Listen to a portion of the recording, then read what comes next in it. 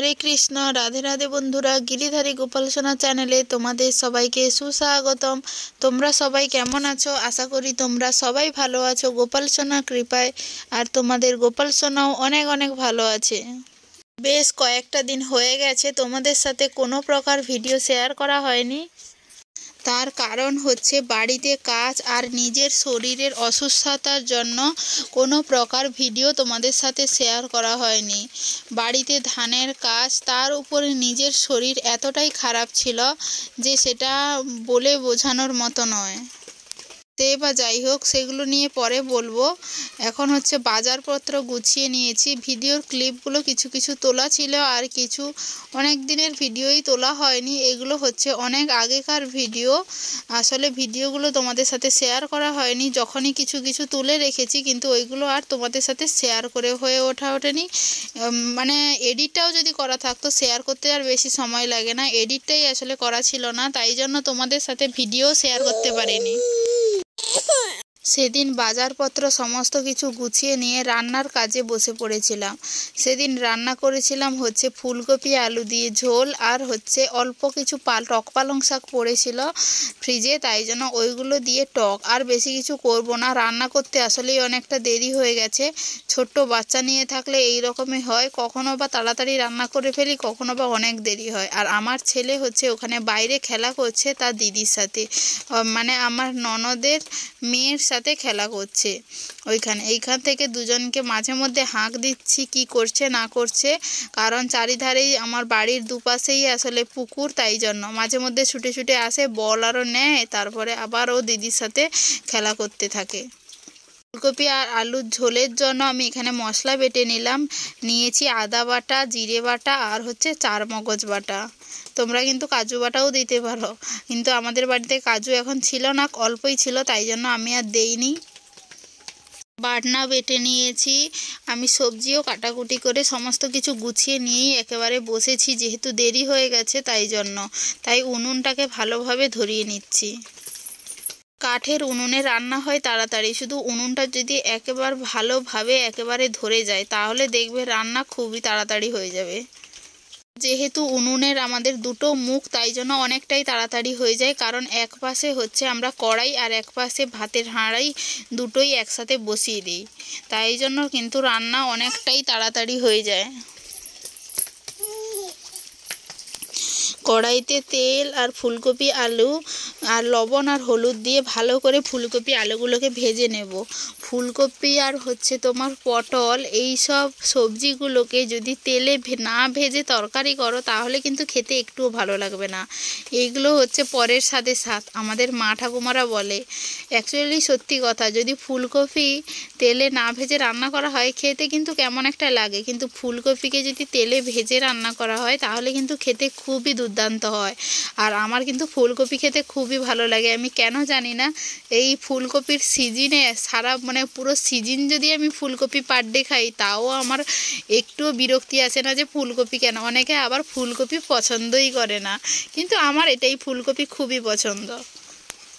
তাই ফুলকপি আর আলুগুলোকে ভালো করে ভেজে নিচ্ছি। এই রান্না করা, ছেলে সামলানো আর এই ক্যামেরা ফিট করা, এইটা যে একটা যুদ্ধের মতো আমার কাছে। এমনিতেই যাদের বাড়িতে বাচ্চা আছে তাদেরকে নিয়ে রাখা মানেই একটা যুদ্ধ জয় করা। এটা যাদের বাড়িতে এইরকম ছোট্ট ছোট্ট বাচ্চা আছে তারাই জানে। এখন তো এত প্রকার দুষ্টুমি করে সে তো বলারই নয়। এই যে এখন আমি ভয়েস দিচ্ছি, এই আমার পাশেই আমার ছেলে হচ্ছে ঝাড়ু নিয়ে, দু হাতে দুটো ঝাড়ু নিয়েছে, দিয়ে এইখানে চলছে। আর ওই যে ছোট্ট ছোট্ট মুখে ওর ইংলিশ ভাষায় কথা বলছে, সেইগুলো তো তোমরা একটু একটু হলেও শুনতে পাচ্ছ। রান্না করার মাঝে মাঝে আমার কাছে আসে, আমাকে একটু জড়িয়ে ধরে, আমার কোলে উঠে পড়ে, তারপরে আবার সে ছুটে পালায়। এই কড়াইতে এই যে দেখতে পাচ্ছ 5 ফোড়ন দিয়েছি আর হচ্ছে আদা বাটা দিয়েছি। আদা বাটাটা একটু ভাজা হয়ে গেলে, আদার কাঁচা গন্ধটা চলে যেতেই জিরে আর চারমগজ বাটাটা অ্যাড করে ফেলেছি। এবার এতে হচ্ছে মশলা ধোয়া যে জল ছিল সেই জল অল্প দিয়ে দিলাম। এতে এবার অ্যাড করলাম হলুদ গুঁড়ো আর হচ্ছে লঙ্কা গুঁড়ো। খুবই অল্প মশলায় রান্না করব। আর যেহেতু আমাদের বাড়িতে তেমন কেউ বেশি মানে তরকারির যে জুস হয় রসা হয় ওইটা তেমন বেশি কেউ খায় না, তাই জন্য আমাদের বাড়িতে তরকারির জুস কিন্তু খুবই অল্পই থাকে। ছেলে আমার আদর খেয়ে চলে গেল। আর গোটা বাড়িটার অবস্থা দেখেছো, বাচ্চা থাকলেই এই রকম হয়। সমস্ত কাজ কমপ্লিট করে বাচ্চা সামলে সমস্ত জিনিস গুছাই কখন জানো, যখন দুপুর হয়ে যায়।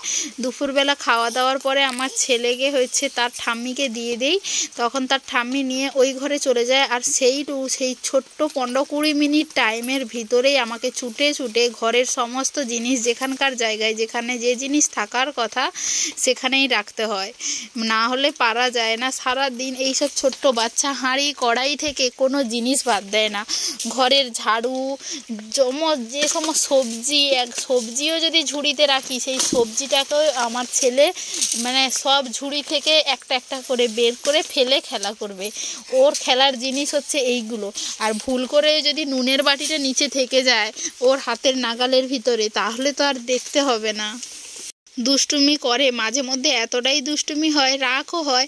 আবার ভাবি এই ছোটোবেলাটা আর কখনো হয়তো ফিরে পাবো না, এই দুষ্টুমিগুলো হয়তো আর কখনো ও করবে না, কারণ ও সময়ের সাথে সাথে বড় হয়ে যাবে, তখন আর এইসব দুষ্টুমি করবে না। আর দুষ্টুমি করা কিন্তু বাচ্চার বিকাশের ক্ষেত্রে একটা ভালো দিকও, কারণ সুস্থ বাচ্চাই বেশি দুষ্টুমি করে, বেশি খেলাধুলা করে। অসুস্থ বাচ্চা কিন্তু কখনোই বেশি দৌড়াদৌড়ি কিংবা বেশি দুষ্টুমি কখনোই করে না। এটা একটা বাচ্চার বিকাশের একটা ভালো দিক। সমস্ত কিছু নিয়ে আসলে মায়েদের কাছে সন্তানের এই ছোট ছোট আবদার, রাগ, অভিমান, দুষ্টুমি আসলেই অনেক আনন্দের। আর সে বা যাই হোক, তোমাদের সাথে সারাদিনের আর কোনো ভিডিও ক্লিপ তুলে ধরা হয়নি, একেবারে রাতের ভিডিও তোমাদের সাথে দেখাচ্ছি।